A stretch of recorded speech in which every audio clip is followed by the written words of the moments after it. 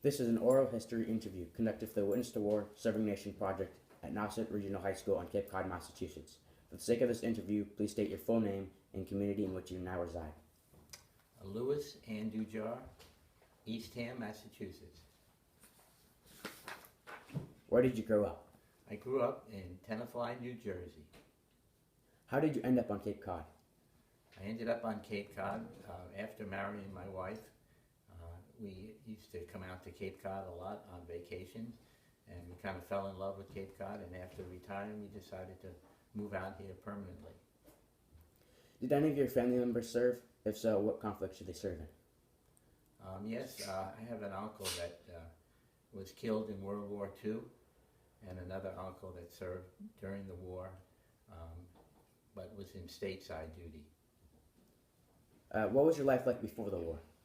Before the war, I went to college, went to high school, and then went to college, and became a teacher, and I was teaching physical education in Connecticut. What were your thoughts of the military before you served? My thoughts of the military were I was brought up for pride in my country and believed in my country and what they believed in, and defending my country. That was my military belief. Were you interested in war or fighting before you served? I was, before going to high school, I had thought about enlisting into the military, but decided to go on to college. What branch of service were you involved in? I was in the Army How long did you serve in the military? from 1967 to 1970. Did you enlist or were you drafted? If you enlisted, why? What were your feelings at the time when you were enlisted, or were you drafted? I did enlist, but after I realized that my draft number would come up and I wanted to be an officer, so in order to do that I enlisted and went to officer candidate school. How did your parents react when you enlisted? They were very proud of what I was doing, and they supported me all the way. Did you have any friends going into the service? No, I did not. Where did you go for basic training? What was your first day of basic training like? And how long was basic training? I went to basic training in Missouri for 6 weeks. Was basic training in Fort Leonard Wood, Missouri was the name of the town. We used to call it Fort Lost in the Woods because it was quite a desolate area, and it was quite traumatic for me. I was in there with mostly younger gentlemen because I was in the profession and left. I was already a little bit older than them and had graduated from college. It was an unusual experience, but I enjoyed it. It was a physical challenge, which I thrived upon, and I did very well in basic training. What equipment did you use during basic training? Basically, the M1 rifle was our only equipment with bayonets. Otherwise, most of it was physical training in terms of just a lot of physical PT, they called it, backpacks, hiking, running, and then obstacle courses. What places did you go after basic training? After basic training, I signed up for officer candidate school and went to Oklahoma, Fort Sill, Oklahoma, for just a little over 6 months, where I was in intense training to become an officer in field artillery. Before you went to Vietnam, did you understand why the war was being fought? Yes, I did. It was a conflict over in Southeast Asia, which had been fought for a long time, and Vietnam, the French had been there for years before we got there, and we were trying to suppress the domino effect of communism spreading in the Asian countries. When you first got to Vietnam, what did you do? I first got to Vietnam, it was kind of a shock to me in terms of the climate.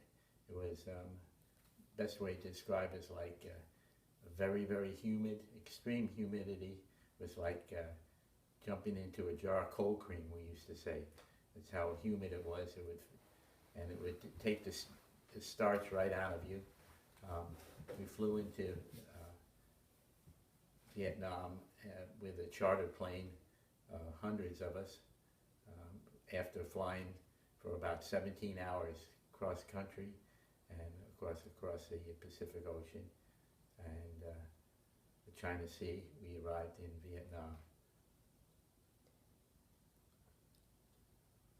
Were you surprised by what you saw in Vietnam? Yes, I had heard a lot about it and seen movies and television of it, but nothing like the real thing when you get there. Although when I first arrived, we were at a big airfield and didn't see much of the countryside. We did when we flew over it, but didn't see a lot of it. And so I wasn't too surprised until I got off the plane and got to where I was going to be stationed. What was the culture like in the areas you served in?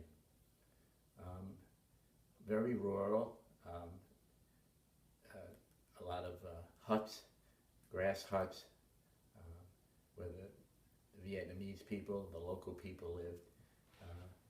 We had to set up our artillery base in these areas, and it was quite shocking to see the way they lived after coming from the United States to the poverty of what I saw in the land and in the communities. Did you ever see conflict in any of the areas in which you served? I was constantly in conflict. I was stationed at different artillery bases. We took our artillery bases and moved. We were a mobile unit, field artillery. We had 175 and 8-inch artillery plus 105 howitzers. We would take our units, which were mobile, and move to different parts of Vietnam. We were in the Central Highlands, and so I did see quite a bit of conflict in terms of we were always in support of the infantry and would follow them where they were in conflict, and we would be susceptible to attacks, mostly in the nighttime. The local populace, never knowing whether they were Vietnamese or guerrilla warfare, which we heard a lot about. The local people would be part of the communist fight and would never know who was your enemy. So we had to be very careful when we set up our artillery bases. We had to barbed wire everything, of course, and we had a home base where our guns were, but we would move to part-time bases, which weren't quite as secure, and we would be attacked a lot at nighttime. When you got to Vietnam and had been there for a while, did you still understand why the war was being fought? Yes, I did, but you get involved and you kind of react to what's happening, and which happens a lot of times in warfare. You tend to protect and react, and that's what we found ourselves doing. In our downtime would be times we could reflect on what was going on, and a lot of times you question whether the casualties that were happening during the war, are they really worth what was going on? But we knew about communism and had grown up hearing about it, and we're determined not to let that override us. Where else did you go other than Vietnam? Before I went to Vietnam, I had stayed in Fort Bliss, Texas for a year. I was head of security at a Hawk missile site at Fort Bliss. And then after Fort Bliss and getting my orders to go to Vietnam, I went to Fort Holabird, Maryland for intelligence training. We weren't sure whether I was going over to Vietnam to be an intelligent officer or to go over and be in the artillery, which I ended up doing. Did you meet anyone important to you or make any friends when you were serving? I did make a lot of friends, but haven't kept in contact since we departed. Occasionally we would correspond, but not in the last few years. We have not touched base with any of them. Was your family affected by you going to serve in Vietnam? Most definitely. I had just been married a year before going over to Vietnam, and so I left my wife home, and she went back to live with her parents while I was in Vietnam, and it was quite an experience for her because she always concerned about my safety, and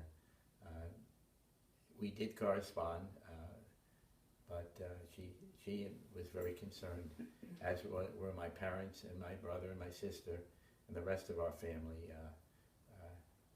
Were very concerned about my welfare while I was over there. How often did you think of your family while you were in the war? Pretty constantly. We corresponded quite often by tape. We used cassette tapes, which were around at that time, and also wrote letters to each other, which I've saved, and the cassette tapes we've saved, and quite afford a nice memory of what went on at that time in our life. Well, how often did you write home or send cassette tapes? We did that just about daily. The mail would take about a week to get from the United States to Vietnam and vice versa. So we would constantly send a tape daily, whether it be with some music on it or spoken words. But we did just about daily. We would correspond. Did you know anyone while you were serving that had an effect on you or your life? Do you have any stories about that person? I met a lot of individuals that I served with who were left an impact, but I haven't been in touch with them. Just a lot of fond memories of good relationships that I developed while I was over there. What did you do for fun in your free time when you were in the military? Well, I was a former physical education teacher, so I was able to set up different types of games when we had a lot of downtime on our fire base. We spent a lot of time. We built a basketball court and played a lot of basketball. Also played some football. We had an area where we could play touch football or tackle football. So we did a lot of those type of things, in soccer. So we had a pretty active unit that enjoyed our free time to play sports. What jobs or responsibilities did you have in Vietnam? Well, I was first came in as a second lieutenant, and my responsibility was to oversee the fire base. Our main guns, as I had said, were 8-inch and 175, which were big artillery pieces, and I learned more about maintaining the guns and the maintenance of them, and the overseeing that the enlisted officers or enlisted soldiers on our fire base did their job, Also at night we'd have to have security patrols, and I was in charge of that. Um, After being there about 6 months, I became a first lieutenant, which made my position. I was the executive officer, um, second in command to the commander. So I would back him up, and also I was in charge of the fire base computers, which were new at that time, which we were in touch with the infantry when they needed support. I would be at the fire station where we had the command controls, and I was in charge of that. Under, again, second command to the commander of the fire base. And I also overlooked the fire base when some of the guns would leave and go on what we called a hip shoot. I would take them, or I would stay back and be the commander of the fire base while the commander goes on the hip shoot. I would be in charge of the main fire base. What were some difficulties or obstacles you faced when you served? First was just getting used to the environment. We were in jungle areas, but we also had areas that had to be cleared. There was the use of Agent Orange was used in areas that we had to go into and clear. And we had the engineer support group right next to our fire base.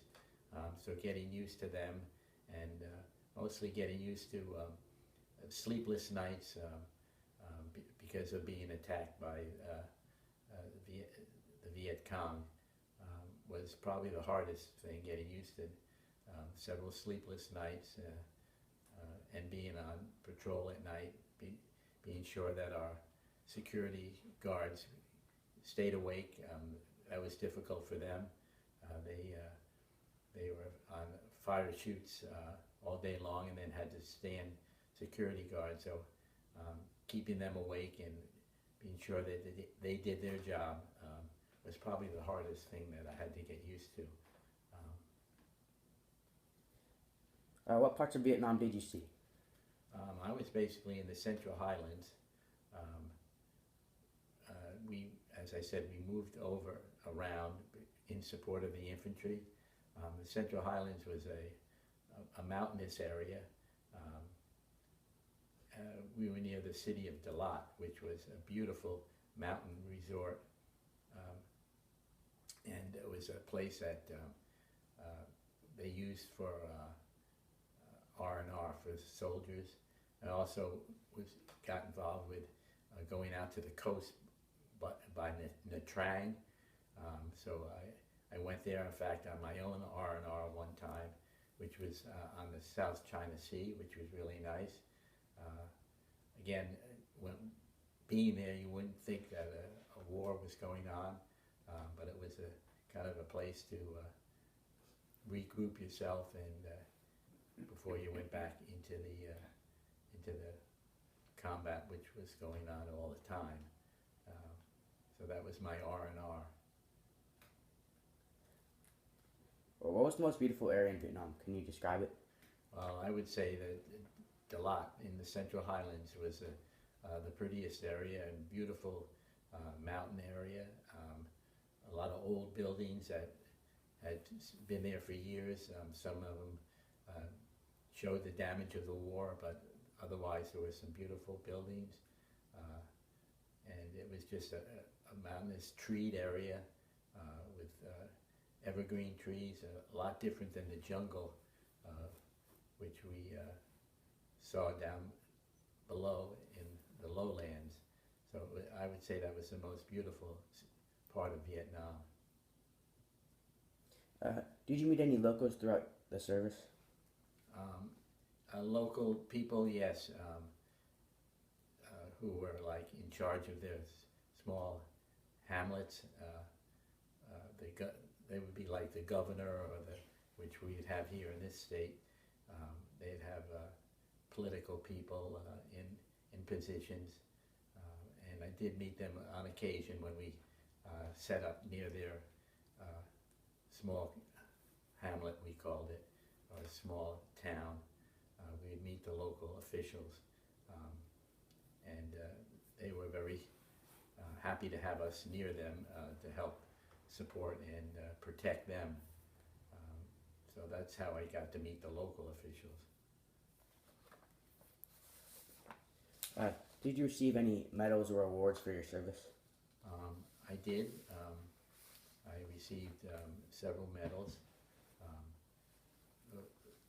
the one I'm most proud of is the Bronze Star, which I got, and also Army Commendation and Good Conduct medals, besides the Vietnam campaign, 2 Vietnam campaign medals. What was your rank when you left the service? First Lieutenant in the Army. Was your military experience a positive or negative experience? How did it affect your life? I found it to be very positive.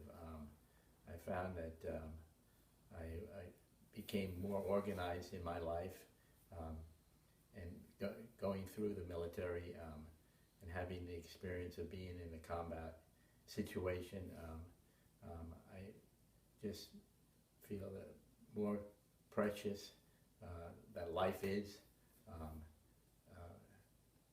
that I'm very pleased that I did serve. I was able to help my country in what I felt was a cause going on at the time.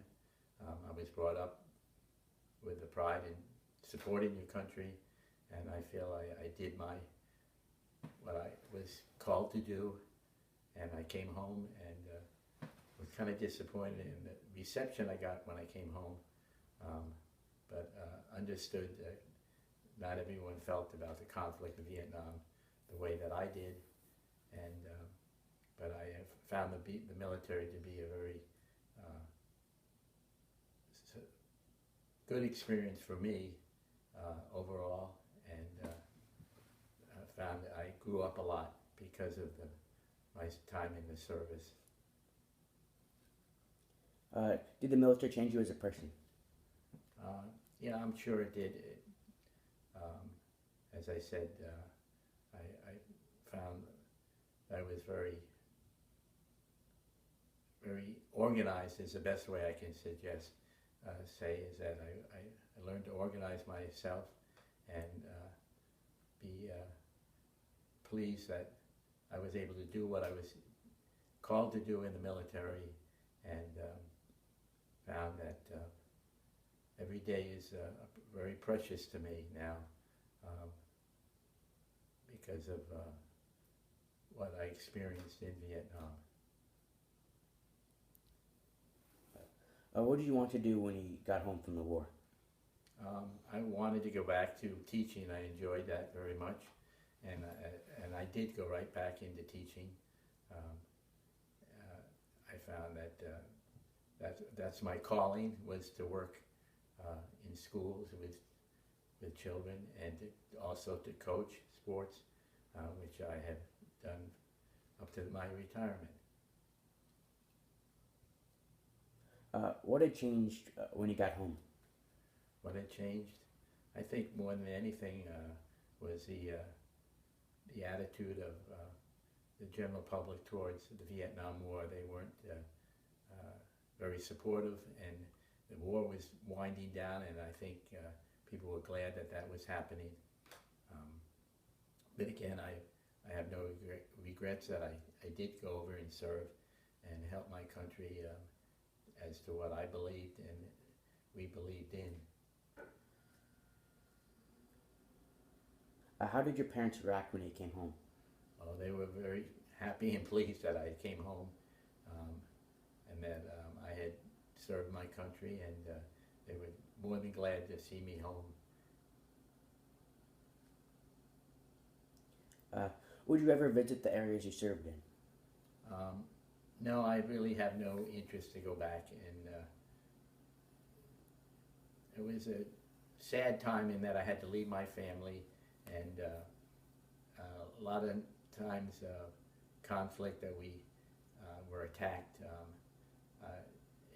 It doesn't leave me with many good memories. I just as soon leave my life as it is now and not go back and revisit any of the sites in Vietnam. Well, if you could go back in time, would you change or do anything differently? I don't believe so. I found that my time in service in the military was very rewarding in the long run, and I don't think I would do anything different at this time. The only thing I would change is I didn't enjoy being away from my wife and family for the time that I was away. That would be the only thing. Thank you. That's all the questions we have.